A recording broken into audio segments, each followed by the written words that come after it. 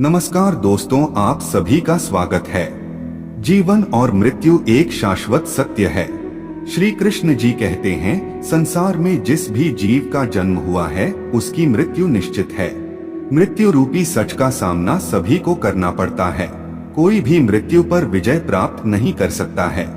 यदि कोई भी मनुष्य अपने जीवन काल में अच्छे कर्म करता है तो उसे मुक्ति मिल जाती है। जिनको मुक्ति नहीं मिलती है उनका जन्म इस मृत्यु लोक में बार बार होता रहता है। जो इस नश्वर संसार के मोह में पड़ जाता है वो इंसान भटक जाता है, फिर उसे मुक्ति नहीं मिलती है और वह मृत्यु लोक में ही जन्म लेता रहता है। जिस भी जीवात्मा का जन्म होता है, शास्त्रों में उसके लिए 16 संस्कार बताए गए हैं। मृत्यु के बाद अंतिम संस्कार करना एक बहुत महत्वपूर्ण कार्य होता है। इसका महत्व शास्त्रों में बहुत ज्यादा माना जाता है।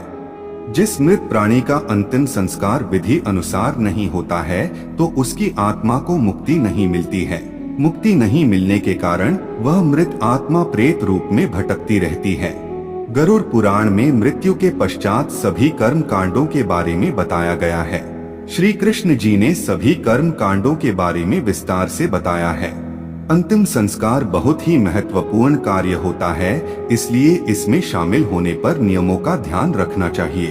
अंतिम संस्कार में शामिल होना पुण्य कर्म माना जाता है। इसकी विस्तृत जानकारी के बारे में श्री कृष्ण जी ने गरुड़ पुराण में बताया है।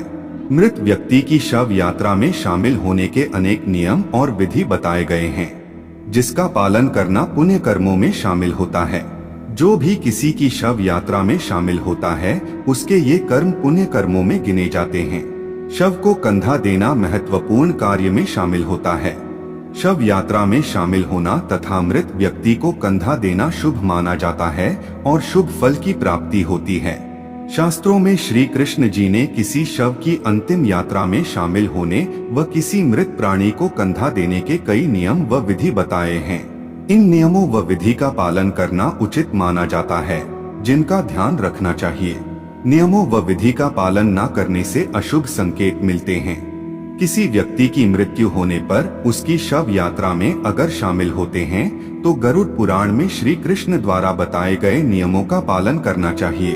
श्री कृष्ण जी ने गरुड़ पुराण में मरणासन्न व्यक्ति के शव यात्रा में शामिल होने व मृत व्यक्ति को कंधा देने के नियम बताए हैं, जो इस प्रकार हैं। सबसे पहली बात है, किसी की भी शव यात्रा में शामिल होने से पहले ध्यान देना चाहिए कि मृत के हाथ और पैर बंधे हो। हाथ पैर न बंधे होने से पिशाच योनि से संपर्क हो जाता है, जो अशुभ माना जाता है। मृत व्यक्ति के शव को कभी अकेला नहीं छोड़ना चाहिए। ऐसा करने से उस प्राणी की दुष्ट योनि में दुर्गति होती है। दूसरी बात है, अगर गांव में किसी की मृत्यु हो जाती है और उसकी शव यात्रा में शामिल होना है या कंधा देना है तो खुशी से भोजन नहीं करना चाहिए। अपनी इच्छा अनुसार भी भोजन नहीं करना चाहिए। हंसकर भी भोजन नहीं करना चाहिए, अन्यथा ऐसा भोजन मांस और रक्त के समान हो जाता है और नरक में ले जाने वाला भोजन हो जाता है। आसपास मृत्यु होने पर उसकी शव यात्रा में जाने व उस मृत व्यक्ति को कंधा देने के पश्चात किसी स्त्री से सहवास नहीं करना चाहिए। इसे अशुभ माना जाता है। तीसरी बात है, अगर कोई व्यक्ति ब्रह्मचारी है तो उसे ध्यान रखना चाहिए कि वह सिर्फ अपने माता पिता और गुरु को ही कंधा दे सकता है। अन्य किसी भी व्यक्ति को कंधा देने से उसका ब्रह्मचारी व्रत खंडित हो जाता है। किसी अन्य मृत व्यक्ति को कंधा देने पर ब्रह्मचारी व्यक्ति के पुण्य कर्म नष्ट हो जाते हैं। चौथी बात है, शव यात्रा में जाने पर या किसी मृत व्यक्ति को कंधा देने पर ध्यान रखना चाहिए कि मरने वाला व्यक्ति आपका शत्रु हो या मित्र, उसके लिए अपशब्द नहीं कहने चाहिए।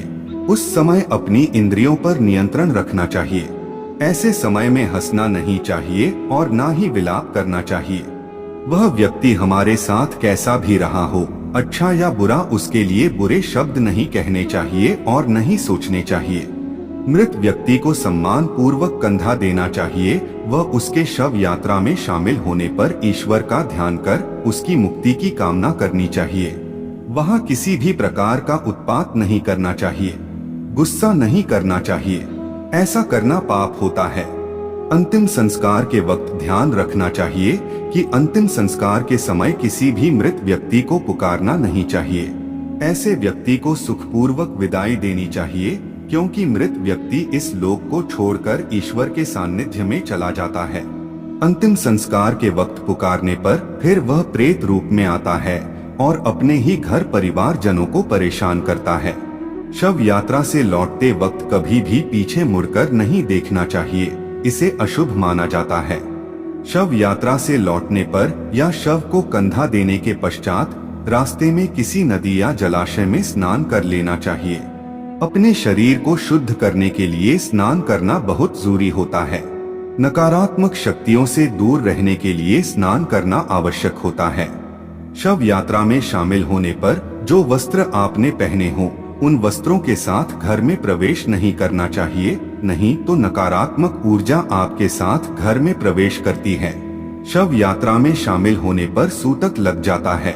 जिस घर में मृत्यु हुई हो उस घर के लोगों पर 12 दिन का सूतक लगता है और जो लोग शव यात्रा में शामिल होते हैं उन्हें 2 दिन का सूतक का लग जाता है। जो व्यक्ति को कंधा देते हैं उन्हें 1 सप्ताह का सूतक लग जाता है। ऐसा माना जाता है कि इस दौरान कोई भी शुभ कार्य नहीं करना चाहिए। शव यात्रा में शामिल होने पर वह शव को कंधा देने के लिए शास्त्रों द्वारा बताए गए नियमों का पालन करने से पुण्य फल प्राप्त होता है। तो दोस्तों, इस प्रकार से आप भी शव यात्रा में शामिल होने पर इन नियमों का पालन जरूर करें। उम्मीद है आपको यह जानकारी अच्छी लगी होगी। वीडियो को लाइक जरूर करें और कमेंट में जय श्री कृष्ण जरूर लिखें। साथ ही चैनल को सब्सक्राइब करें। आप सभी का धन्यवाद।